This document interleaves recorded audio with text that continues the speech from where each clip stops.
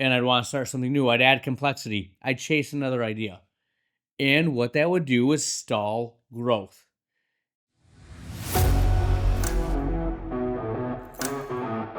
All right, my friends, the Ultimate OD podcast.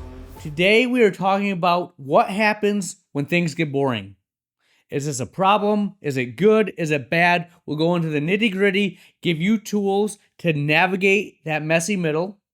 We have a closing thought of the episode, some tips I've heard that I'm trying to apply to make me the best CEO, leader I can possibly be. This is the Ultimate OD podcast. Here we go.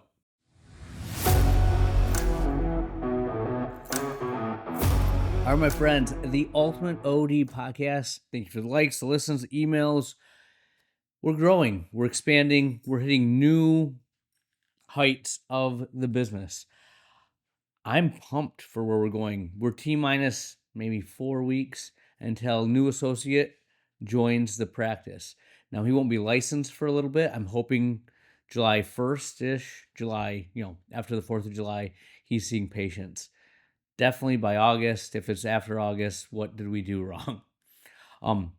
Better than when I added the first associate because I'm not also moving to a new building, new staff and everything like that. But we are ramping up. We're hiring we added 2 more employees to help support him. We have 2 doctor days on Mondays or on Tuesdays and Wednesdays, and a 1 doctor day on Monday, Thursday, Friday. It's going to be a 2 doctor day every day. Tuesday and Wednesday, we will have 3 doctors running.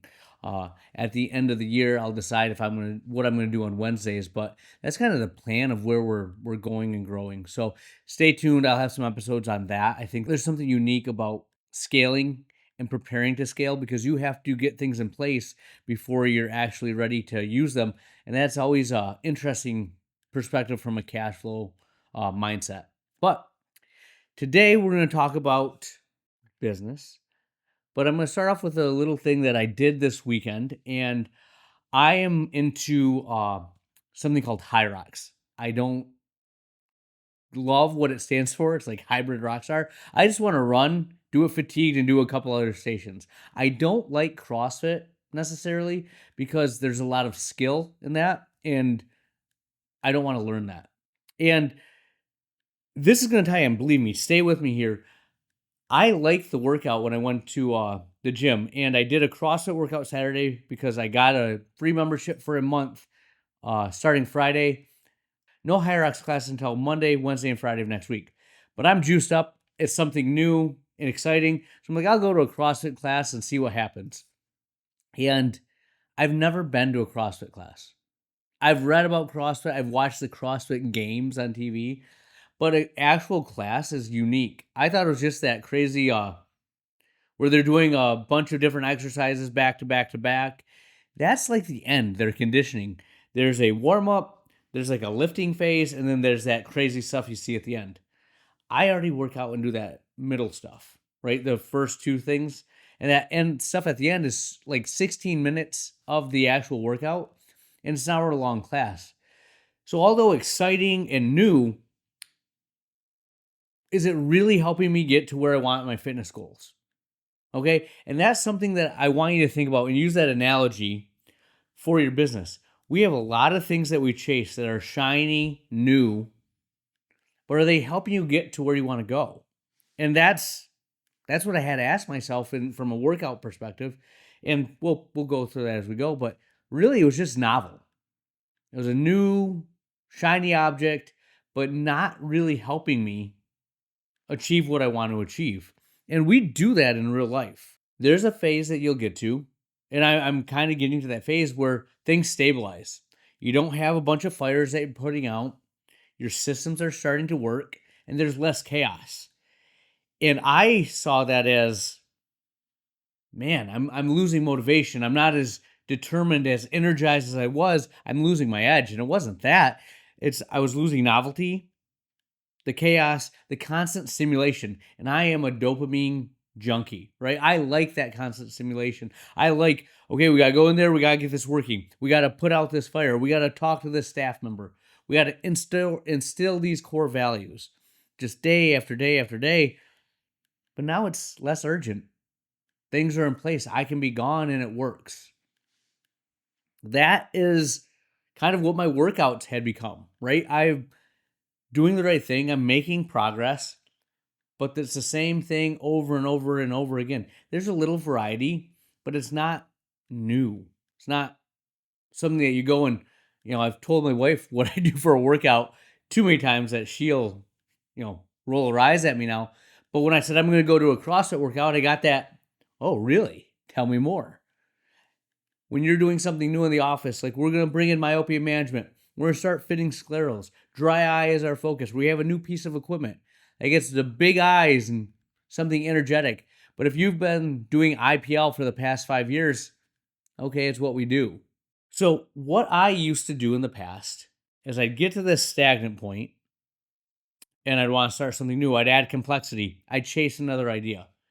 And what that would do is stall growth. It would keep me stimulated, give me energy and juice, and make me feel like I was actually working on my business. What are all these other people doing? I'm pushing the edge. And I'd cycle through myopia management. All right, still do it, but not to the same extent. I was going to do ortho K. I was going to be Gary freaking Gerber, right? Scleral lenses. I was going to be the best. Fit them for about a year and a half, 2 years, and, didn't get the juice I wanted anymore. Sports vision. I love sports. Cycle through that. And my staff would see this, and here we go.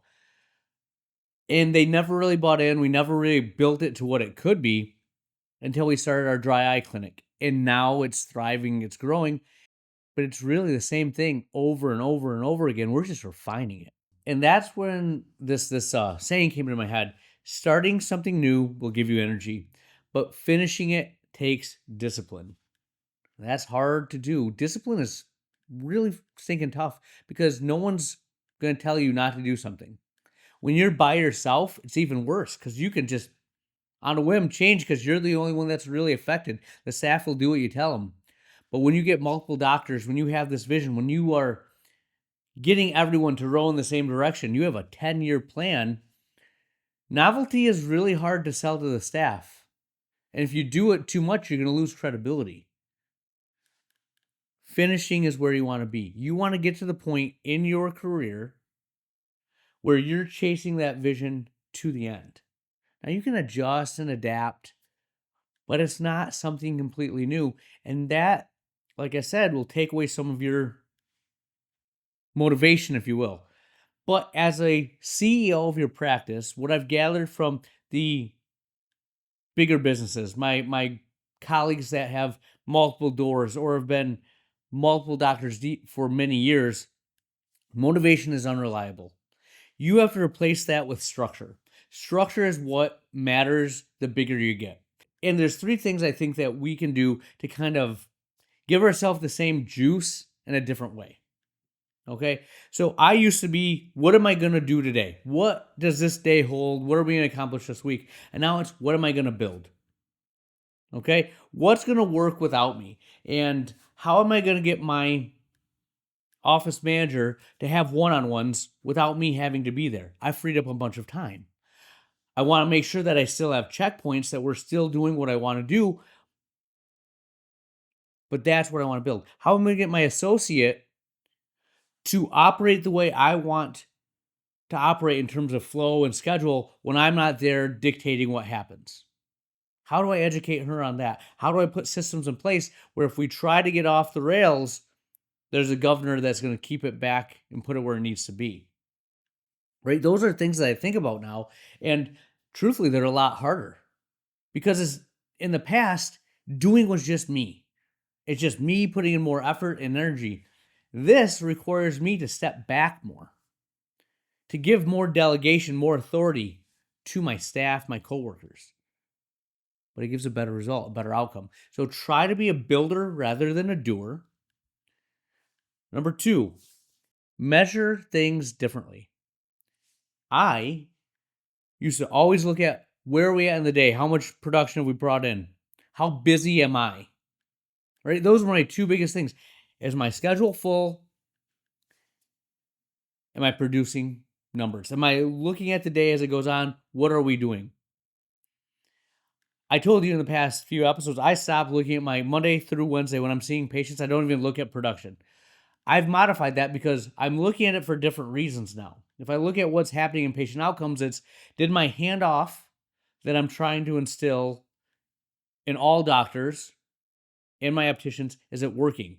Do we have less exam onlys? I don't care about the numbers anymore. I want to know if the handoffs are being more effective.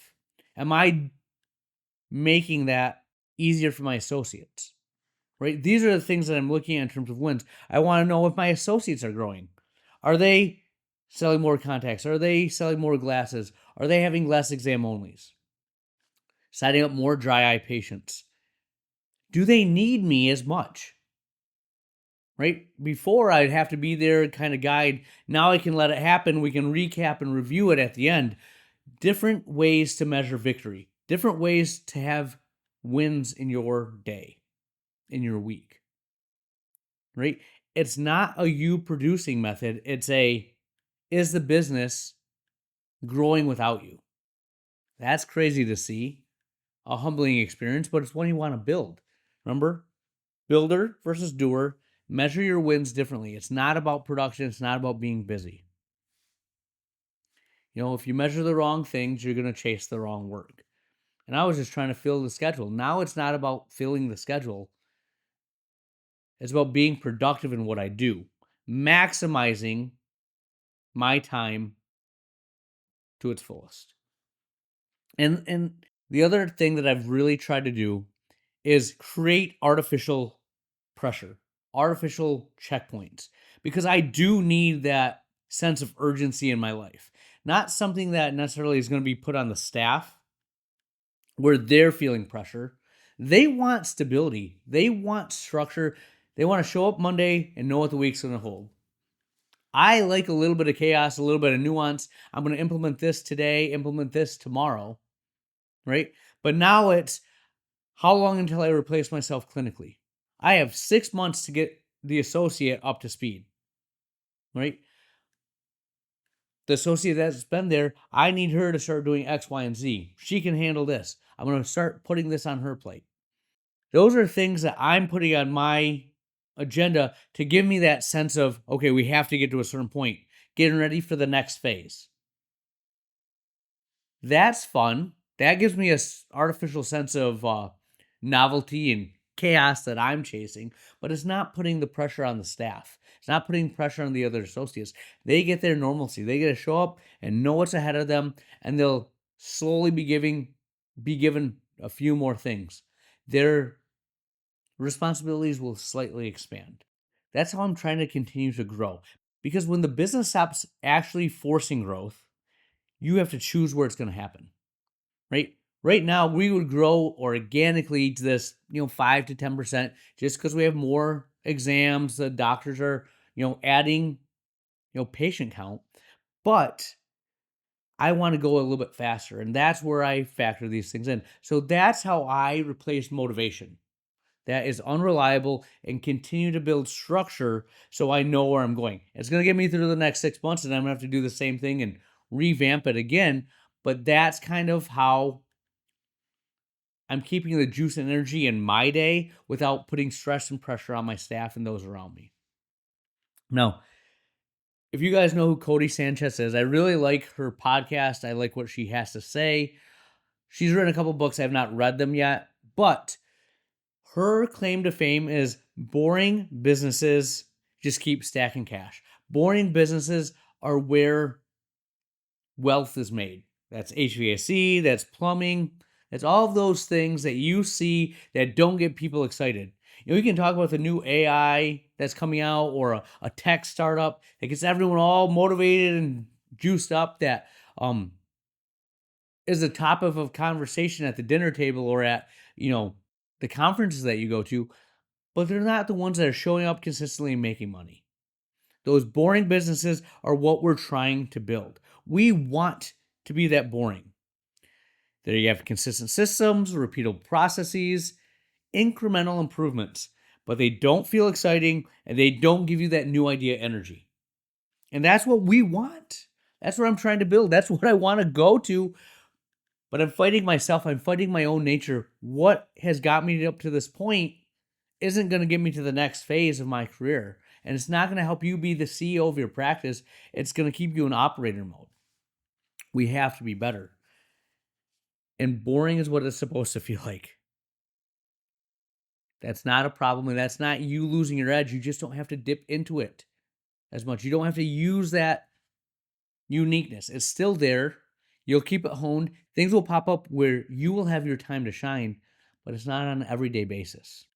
So if your business is starting to feel boring, that's honestly the first sign that you've actually built something that works. And that's a good thing. Don't take that as you failed in some way or you're not you have to change things up, add complexity. And that's when I went to my last P3 meeting. I was like, how can I make this more complex? How can I add chaos to my system?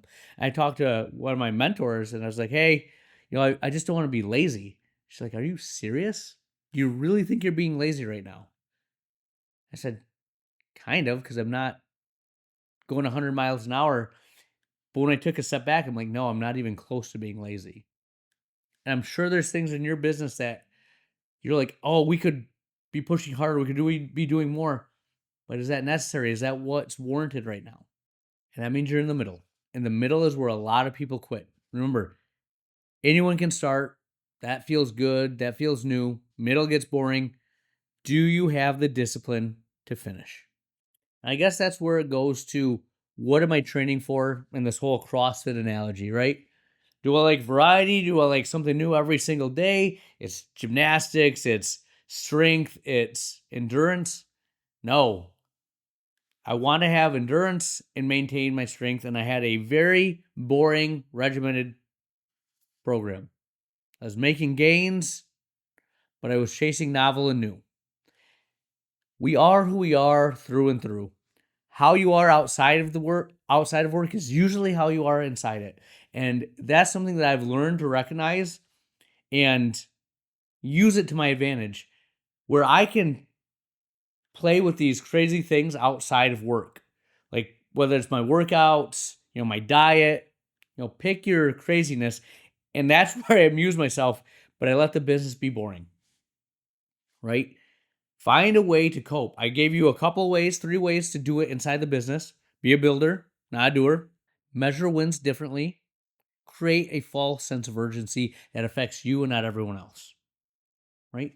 Or do this. What I'm doing is chase CrossFit goals, have crazy diet ideas. Just keep your hands out of the business and stop messing up what you've built that's working. Okay? If it's broken, fix it. If it's not, refine it, polish it, make it look pretty. Starting something new may feel like progress, but finishing it is what actually builds the business. Be a finisher. We are halfway through the year now, getting close to it. What are you going to finish this next 6 months? What did you start and what are you going to finish? There's a lot of things that you can do that will be viewed as a win. You can spin it as productive. But what did you say January 1st? When you set those goals for your business, are you still moving in that direction? Or are you doing a complete reset? I'm being really good about moving where I want this next 6 months. This is how I'm doing it. This is how I want you to grow your business. So honestly, look at your business. What are you chasing instead of finishing what you started? Where would staying the course in your business actually get you further than starting something new? Think about Cody Sanchez. Boring means working. You are in the right place if things don't need you. Don't be that bad business owner that is constantly breaking things so you feel a sense of validation, a sense of identity that without you, it couldn't work. You want it to work without you. Trust me.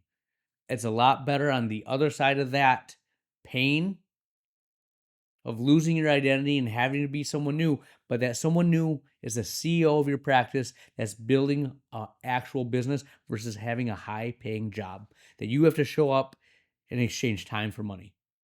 That's what I have for you. We'll have more for you next week.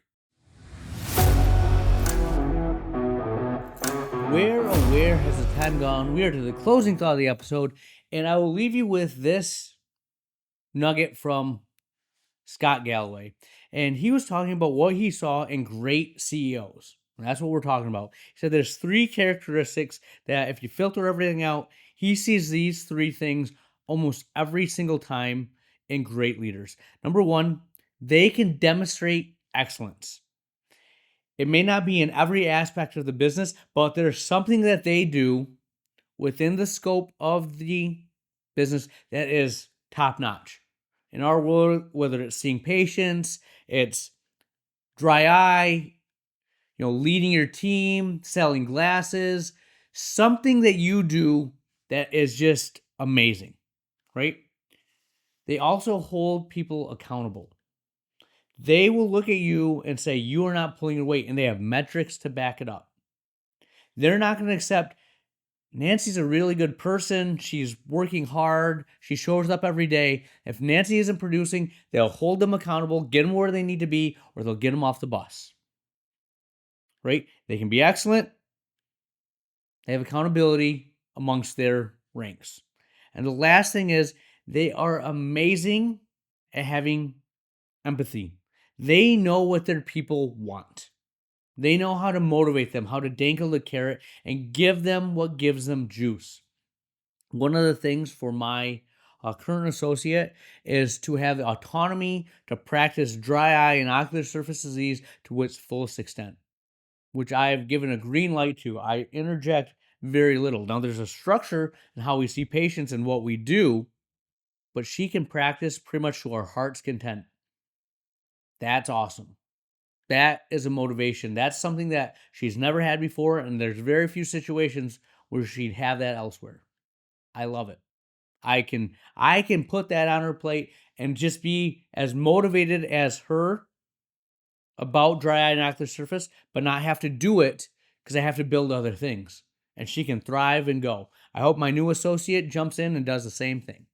That's what I'm going to train him to do. See if he has that passion and that energy. But that gives me juice to see this build and grow and be what it can be. And I know I could do it, but I get even more joy watching them do it while I build the other aspects. And they focus on what they're excellent at. And the last part of this is their messaging throughout is if I win, you win.